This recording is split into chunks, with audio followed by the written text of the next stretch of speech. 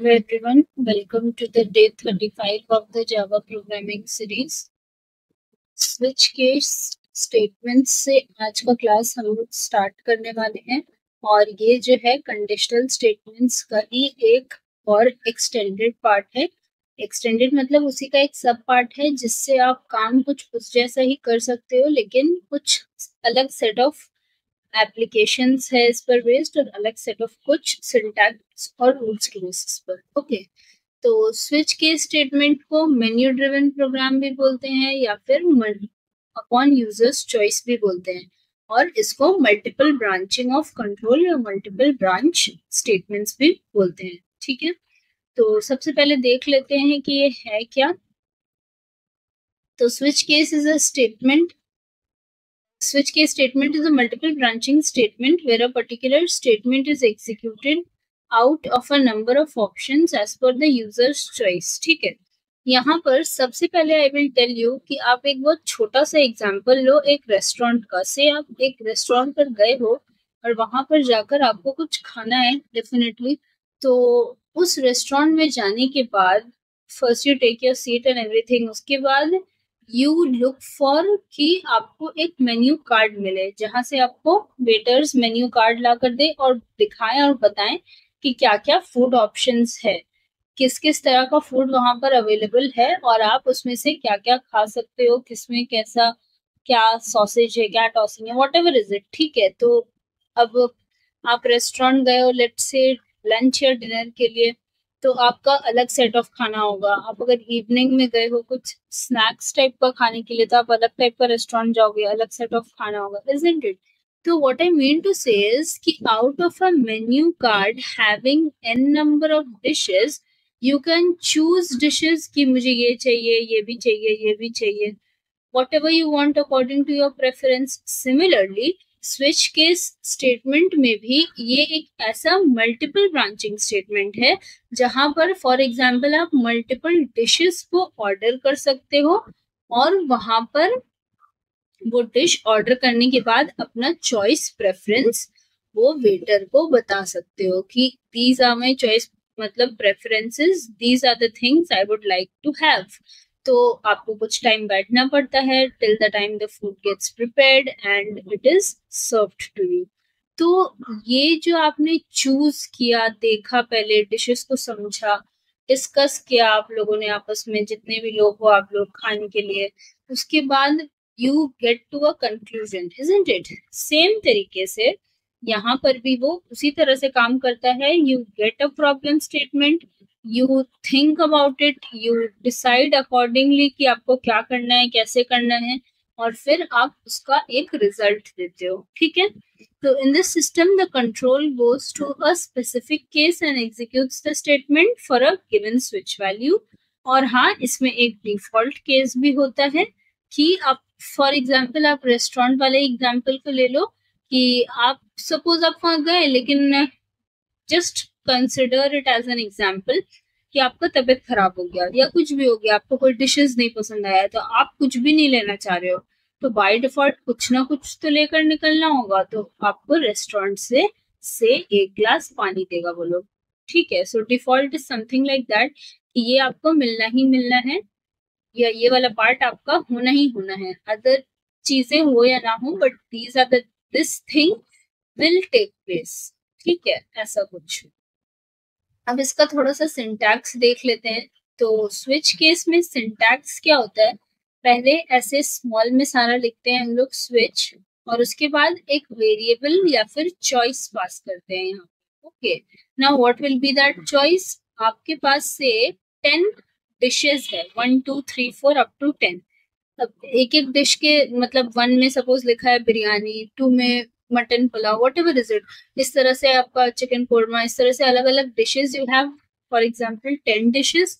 So out of that suppose you choose biryani, तो यहाँ पर अब केस 1 में आपका यहाँ biryani will get prepared, case 2 में mutton pulao will get prepared, इस तरह से। सो यहाँ पर आप कंट्रोल वेरिएबल या चॉइस वेरिएबल में वही प्रेफरेंस अपना पास करोगे जो आपने चूज किया है, एंड यहाँ पर सारा डिशेस अवेलेबल है। ऑब्वियसली आपको एक मेन्यू कार्ड में अगर फॉर एग्जांपल 10 डिशेस दिया है प्रिपेयर करने को, सो वो 10 डिशेस को पका रहा है। आपको क्या चाहिए आप बताइए, उसके पास सारा अवेलेबिलिटीज अवेलेबल है। अगर आपको 10 चाहिए आप 10 भी बोल सकते हो, तो यू विल गेट कॉल। तो बिल्कुल उसी तरह केस नाउ स्मॉल सी से everything in small lower case alphabets followed by एक नंबर, मतलब सीरियल नंबर 1, तो केस 1 और फिर एक कोलन का साइन। अब इस ब्लॉक में आप कुछ भी लिखो, ओके, केस 2, फिर उसका इस तरह से केस 3, ऐसे लास्ट में ब्लॉक। यहाँ पर डिफॉल्ट DEFAULT दिस पेज, सी यहाँ लास्ट में आप एक डिफॉल्ट लिखते हो, ठीक है। एक चीज जो यहाँ पर ये लोग नहीं लिखा है विच शुड बी देयर, हर एक केस के बाद एक ब्रेक स्टेटमेंट होगा। केस 1 फिर BREA के ब्रेक। अब केस 1 के बाद अब अंदर में कुछ भी लिखिए फिर ब्रेक, फिर केस 2 के बाद कुछ भी लिखिए फिर ब्रेक, इस तरह से, ठीक है।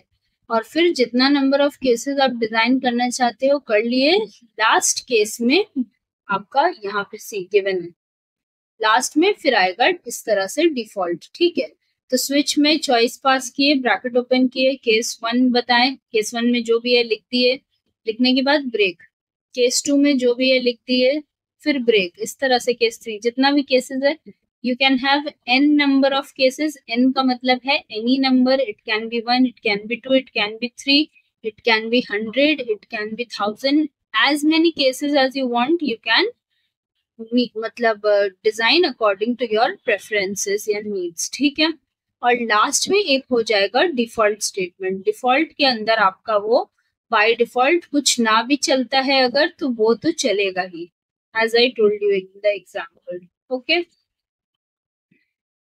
अब एक बार समझ लेते हैं कि इसमें जो कुछ कीवर्ड्स है, जैसे मैंने आपसे ब्रेक कहा, आगे आप और भी और कंसेप्ट्स को देखोगे तो ये सारा चीज क्या है। सो ब्रेक कीवर्ड को as you can see it's written, it is also known as a jump statement. इसका क्या मतलब है, फॉर एग्जाम्पल स्विच n में कुछ भी आप पास किए, केस 1 जैसे n का वैल्यू से 1 है, तो वो केस 1 में आया, जो भी था एग्जीक्यूट किया एंड ब्रेक एनकाउंटर किया। जैसे ही वो ब्रेक कीवर्ड एनकाउंटर करेगा वो बाकी सारा केसेस को इग्नोर कर देगा प्रोग्राम से। सी आपके पास 5 केस है, 5 डिशेस है लेट्स से, वही एग्जांपल को कंटिन्यू करते हैं। तो वो केस 1 को एग्जीक्यूट करेगा, अगर ब्रेक उसको मिल गया 2 3 4 5 रिमेन्स अनएग्जीक्यूटेड। इसका क्या मतलब है, नॉर्मल सिंटैक्टिकली अगर आप जाते हैं स्विच केस का, तो कहीं भी एक बार भी ब्रेक एनकाउंटर कर जाने से rest of the statements of that block, जहां से वो कर्ली ब्रेसेस मेरा ओपन और क्लोज हुआ है, rest of the statements remain unexecuted, वो एग्जीक्यूट नहीं होगा। आज ये I will keep it short, थोड़ा थियोरेटिकल कंसेप्ट्स ही रखेंगे, programming I will do on from the next video. Reason being I want कि आप पहले ये सारी चीजों को अच्छे से समझ के एंड कंसेप्ट्स को ग्रास्प कर लो, ओके। इसके बाद एक और कंसेप्ट है फॉल थ्रू का। This is very simple. आप ब्रेक कीवर्ड लगा रहे थे तो वो ब्रेक का स्विच केस का पूरा सिंटैक्स बन रहा था। फॉल थ्रू में it is not a flaw or a mistake, it is done intentionally program को एग्जीक्यूट करने के लिए। जब ब्रेक स्टेटमेंट यूज नहीं होता है एक केस के बाद, तो कंट्रोल मेरा एक से दूसरा केस में चला जाता है एग्जीक्यूशन के लिए, इसी को फॉल थ्रू बोलते हैं। जैसे सेम स्विच का प्रोग्राम है, जो भी ब्लॉक्स है, केस 1 लिखा आपने, जो भी है, यहाँ ब्रेक नहीं लिख रहे हो आप, जैसे केस 2 लिखा, जो भी है लिख दिया, फिर केस 3 लिखा, लेट से उसके बाद आपने केस 4 लिखा, इस तरह से जितना जो लिखना है लिख दिया, लास्ट में लिख दिया डिफॉल्ट। तो ब्रेक आपने कहीं भी नहीं दिया, तो उसका क्या मतलब है, वो एक फॉल थ्रू सिनेरियो हो जाएगा। से अगर चॉइस में n का वैल्यू 1 है, तो केस 1 से लेकर केस 2 तक सारा एग्जीक्यूट करेगा। अगर डिफॉल्ट से पहले भी ब्रेक नहीं है तो डिफॉल्ट भी एग्जीक्यूट करेगा।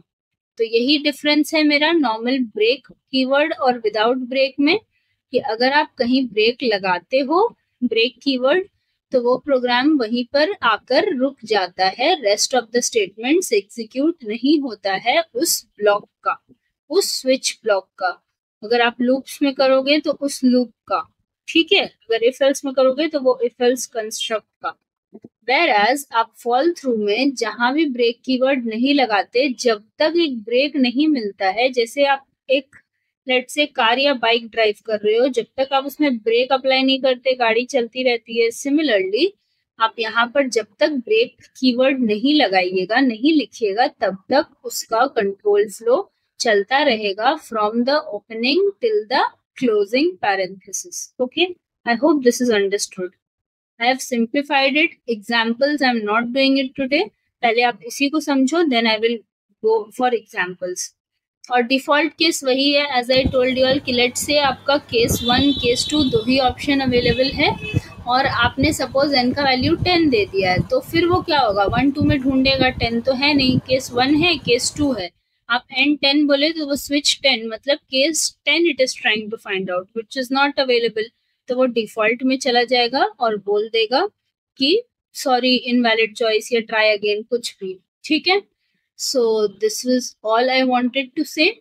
यहाँ पे कुछ प्रोग्राम्स है, जैसे एक आप देख सकते हैं, स्विच केस से एक न्यूमेरिक टाइप वैल्यू में it is trying to print something. Suppose अगर आप n का वैल्यू या n की जगह 1 होता है तो वो केस 1 में आएगा और गुड मॉर्निंग बोलेगा, तो ब्रेक 2 से लेकर पूरा डिफॉल्ट तक कुछ एग्जीक्यूट नहीं करेगा, सिर्फ गुड मॉर्निंग। ठीक है, अगर n का वैल्यू 2 है तो वो केस 2 में जाकर सिर्फ गुड आफ्टरनून, फिर morning, evening, night, wrong choice, everything remains unexecuted. Okay, same goes for case 3 and 4। अगर 4 दिया तो सिर्फ good night, morning, afternoon, evening और रॉन्ग चॉइस नहीं आएगा, और इवनिंग के लिए भी वही है। What if I give you case 1 के लिए good morning and if I remove this break from here, तो वैसे में क्या होगा, अगर ये ब्रेक कीवर्ड यहाँ से हटा देते हो आप, जैसे नहीं है यहाँ पे ब्रेक कीवर्ड अज्यूम, तो फिर वो देगा गुड मॉर्निंग, गुड आफ्टरनून, बाकी सारा चीज एज इट इज रहा, सिर्फ यहाँ केस 1 के बाद केस 2 से पहले वाला ब्रेक हटा दिया, तो good morning and good afternoon देगा। और यही कंसेप्ट को हम लोग स्विच केस का फॉल थ्रू बोलते हैं। ठीक है, I hope this is understood. Let say सारा ब्रेक हटा दिया, 1 2 3 4 से सारा ब्रेक हटा दिया और n का वैल्यू 1 दिया, तो क्या देगा output, good morning, good afternoon, good evening, good night, wrong choice. ठीक है, ब्रेक जहां एनकाउंटर करेगा, जहां आप लगा दिए वहीं पे रुक जाएगा एग्जीक्यूशन, और ब्रेक रिमूव कर दिए जहां से स्टार्ट हुआ वहां तक वो चल जाएगा, जब तक एक ब्रेक ना मिले, नहीं मिलेगा पूरा ब्लॉक तक चल जाएगा। अंडरस्टूड। सेम अगर आपसे केस 4 देते हो और ब्रेक हटा देते हो तो आउटपुट क्या होगा, good night and wrong choice. ठीक है, so this is all I wanted to discuss today. I hope this is understood and this is all for today. Thank you.